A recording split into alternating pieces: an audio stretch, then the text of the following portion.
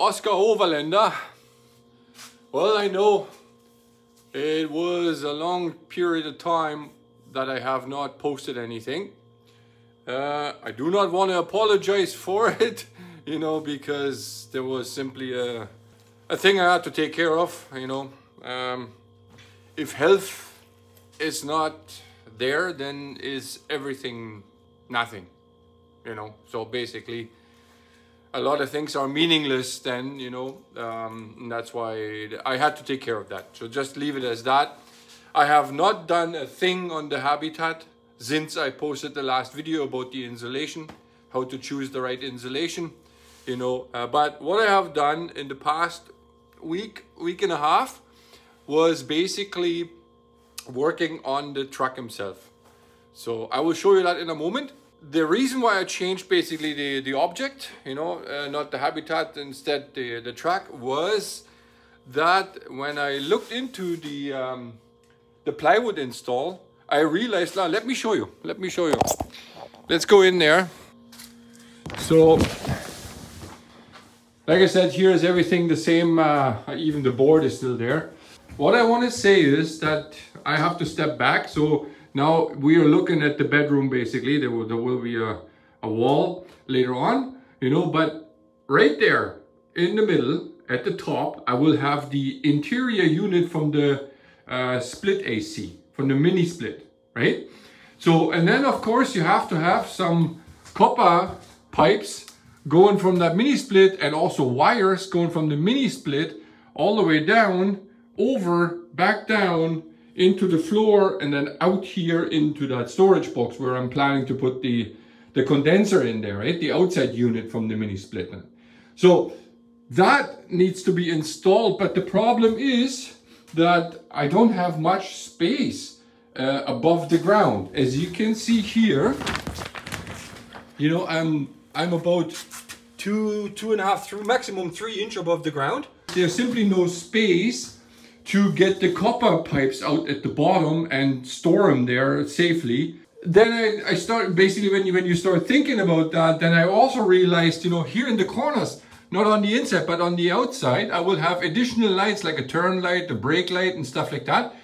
You know, and also I need to bring wires to that. Now, of course, I do not want to have the wires on the outside. I want to have them basically hidden. So I also need to run the wires to those.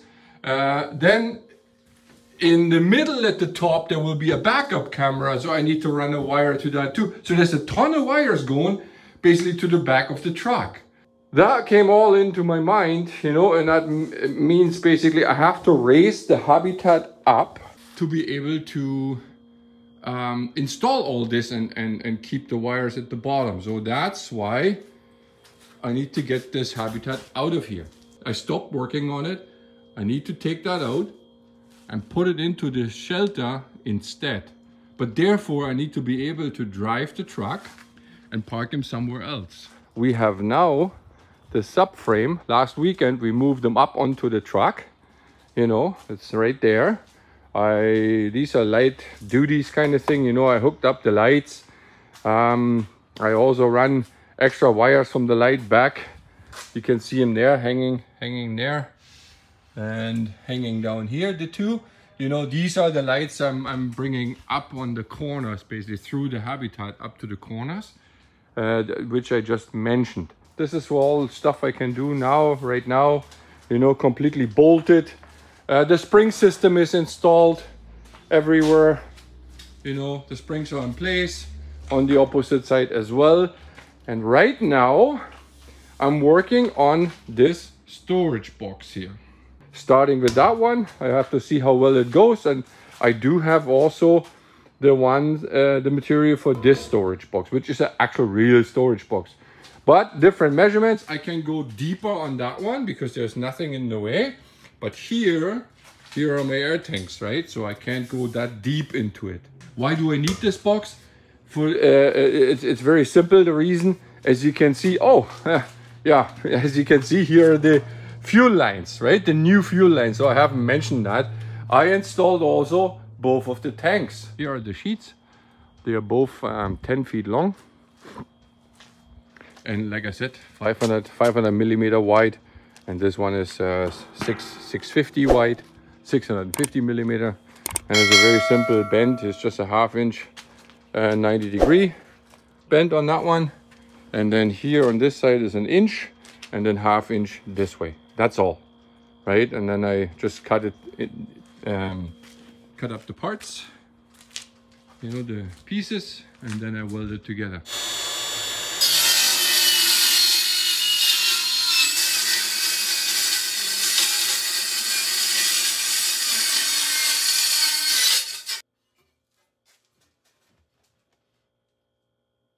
These are the vertical pieces, 620 mil long.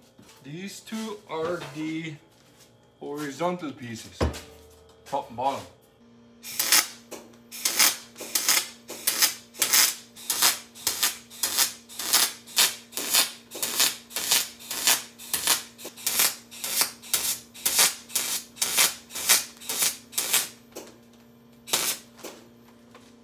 Well, it's kind of interval welding, you know, but it works. You see here the welding bead, it's okay. Now, this took me 3 hours cutting up those 4 pieces and notching out the corners basically. But anyway, that is going super quick. You know, it's completely welded. I cut the lid. It's a 2 millimeter lid, and the body is 3 millimeter, 1/8. You can hear the difference, right? It sounds higher. The tone is higher. We'll just grind it, flatten it a little bit, and then paint it. Oh, well, that's I got one box done, ready, primed already. You know, you see that's how it looks on the end. Kind of okay. This is my welding bead, right? Yeah. Ready for painting.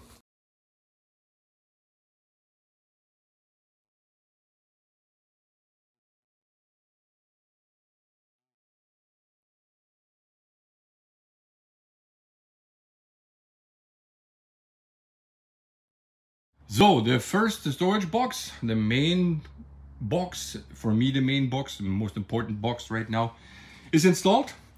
I have already set up the pump, the tilt hydraulic pump, mounted pretty solid.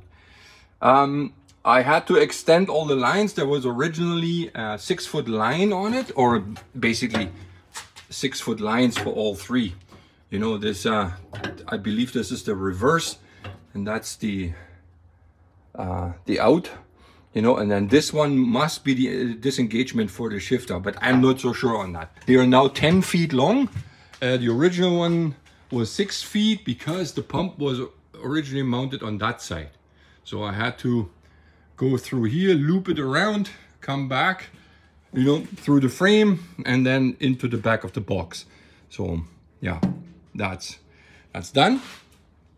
And it is already working, as you can see. I tested it, the cylinder is extended. So I have my truck out. After another year almost, I have them out and running. So I built that box, and I set up my hydraulic pump in here. So new hydraulic lines, extended, 10 feet long now. Here is the pipe or the rod you stick in here to operate that, you know. Also, I have the SEPA filter in there. You can see there is diesel in it, you know. The manual valve to choose the tank 2 and tank 1. Right now it's on tank 1, and that's the main line going through the filter and also to the engine. Yeah, that's I was a little generous with the space, you know, like I put them almost not in the middle, but you know, I have lots of space left here. and lots of space there, but I'm not using it. So anyway, this space will be used for the bilge pump from the shower, you know, which comes, shower is right above here, you know, and it runs through into the bilge pump. The pump pumps it back into the gray water tank. That's the future. So that box is installed, and also installed are the batteries. I just have no doors on it, right? The batteries installed. They can't slide. There are stubbers on it.